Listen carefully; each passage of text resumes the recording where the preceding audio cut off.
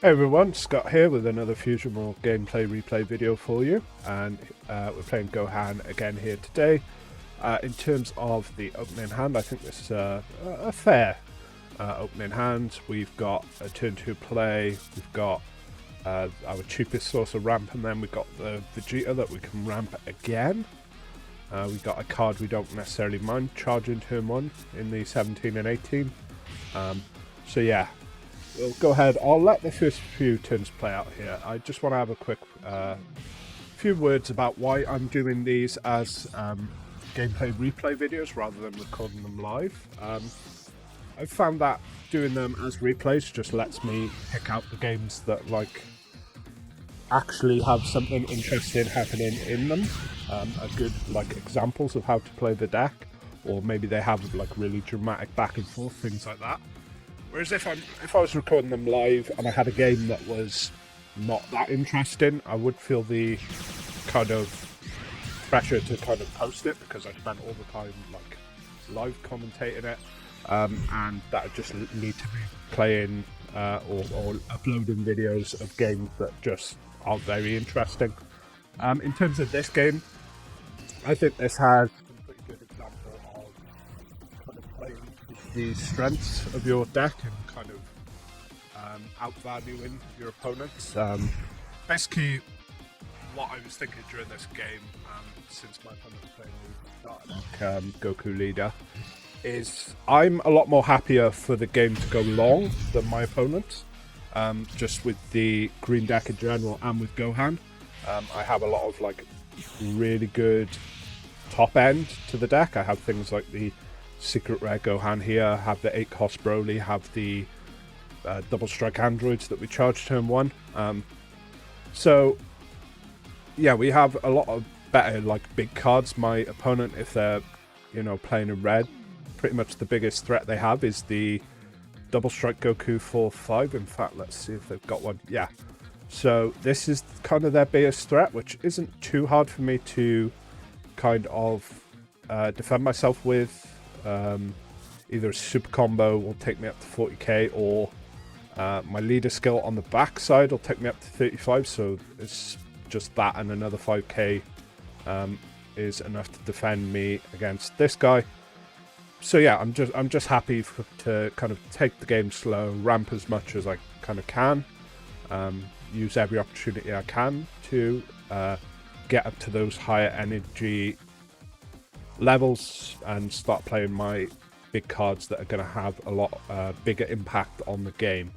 So yeah, here I think we spend 1 or 2 turns kind of holding back and stopping our opponent from being able to awaken. I think we leave them on 5 life for a turn or 2, where we could have maybe tried to push them down onto a lower life total a bit sooner.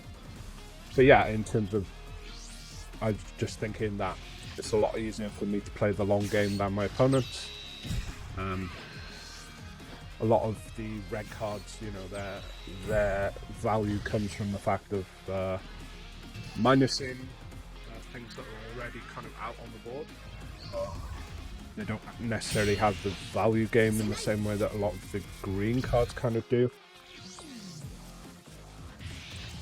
It's pretty straightforward so far. I just didn't want to take the crit off the Vegeta if I didn't have to. It would have let me get down to where I could awaken, but again, I'm quite happy to take it slow, and we did get the 5 cost Goku off of the leader's attack. Didn't want to attack into my opponent with it, because at the very least I know now next turn his leader has to go into mine if there's nothing on board for him to attack, because obviously he wants to attack to draw a card. So that'll get me down to where I can awaken. So my thought process is just get the 5 cost Goku down, leave it so he can't attack into it, and see what he does. I was expecting him maybe to play the 5 cost double striker here, which wouldn't have been enough to get rid of my Goku, but he goes ahead, he plays the extra card to KO it, and like I was saying there, he has to attack it into my leader to get the draw. And then he just passes the turn, which, looking at what he has in hand, maybe he had a similar thought process to me in terms of like not playing something out for me to be able to attack into, but then if he'd played something like this Vegeta and kept it in active mode, I wouldn't have been able to attack into it, and I might have had to use some resources to actually try and remove it. So for him to just kind of keep 4 energy up when he doesn't have anything in his hand that he can actually use that with on my turn, I don't know, that just seemed like a bit of a mistake there. Go ahead and charge the Trunks, because it's not that useful to me at the moment. Hasn't got anything out that I'm too worried about trying to attack into. Well, I mean, he literally doesn't have anything out at the moment. So go ahead, I'm attacking into his leader just to get the draw. So while you can kind of hold back, you can't do it too much because you are going to want to draw with your leader every turn.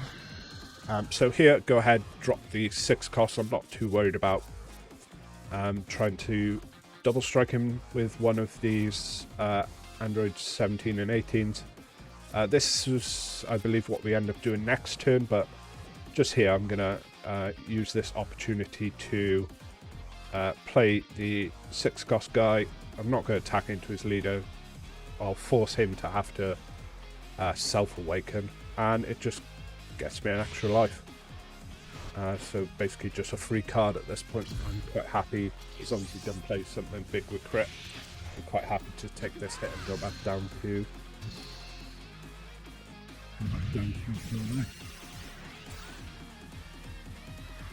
And here I believe he goes ahead and he starts turn by just trying to draw.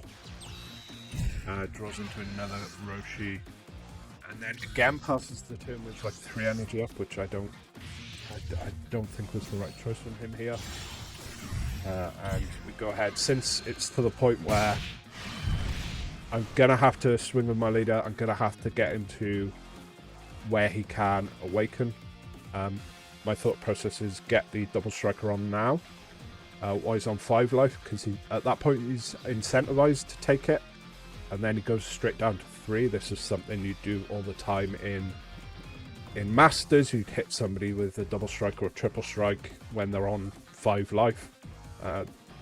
If they defend it, then that's great. They've taken a lot of cards out of their hand and they're still not awakened. But they really are incentivized, and then you're hitting them while their leader's still that like extra 5k smaller down to 3 life, rather than trying to do it while they're awakened on 20k. It's a bit easier for them to defend themselves. There's no point in attacking up. Like I say, he's incentivized to take this, so there's no real need for me to put any extra pressure on it. We go ahead and attack with the leader so we can get our draw, and that obviously gives him the chance to awaken. Opponent ends up defending himself here because obviously he's, well, based on what happens next turn, he actually does end up clearing these double strike androids, but generally if your opponent's sitting there with a double striker on board, you want to avoid going down to 2 life if you can. So that's probably why he comboed out of the leader attack, and why he comboed out of this one as well.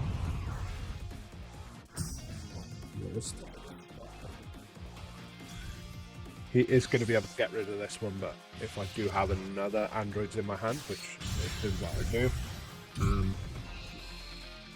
yeah, defend himself.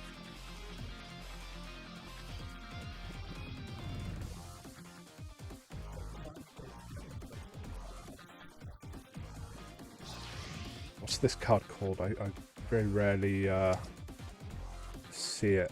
What is it? Is it not going to show me? Here we are. Awakening to Super Saiyan, yeah. I think I am running this in one of the... Or I was running it in Beerus for a while, but just 2 energy for minus 25k. I feel like there's just better things you can be spending 2 energy on, but I suppose it worked for him in this case. He's attacking into Gohan I have on board. I'm going to save this. Just the way he comboed up made it really easy to save with a single super combo. And considering I have the other double striker in hand, I do want to have an extra card on board that I can pressure him with next turn. Especially if he does go ahead and combo out of my leader swing next turn. This extra attacker on board that I don't have to pay for because I've already paid for it on the previous turn, just to force him down to 2 life. Which ends up being what he does. Combos out of the leader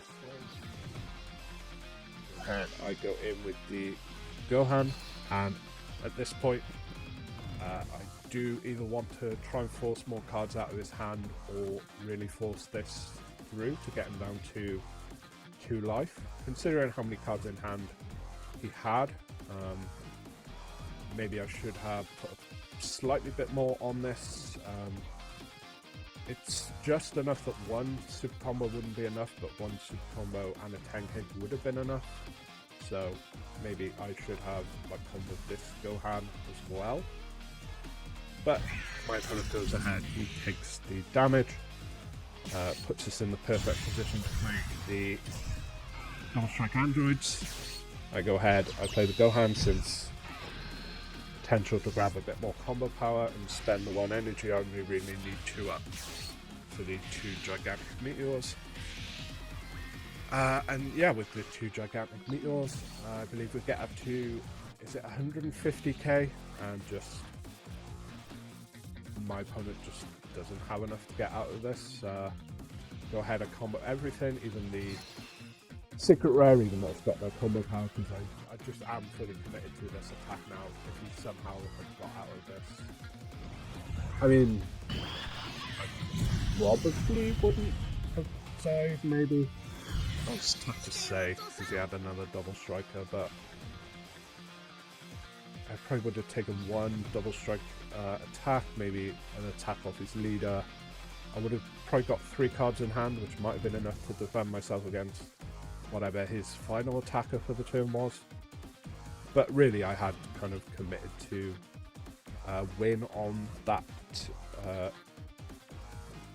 android attack, and keeping the secret rare in hand wouldn't have defended me at all. So yeah, maybe it was a bit of like BM, bad manners, to actually do that combo with something unnecessarily, but again, I really just was trying to show that I was fully committed to the attack. If you enjoyed this gameplay video, let me know in the comment section down below. You can also like and subscribe. Doing both of those really helps me out. And be sure to check back on the channel for more of these gameplay replay videos.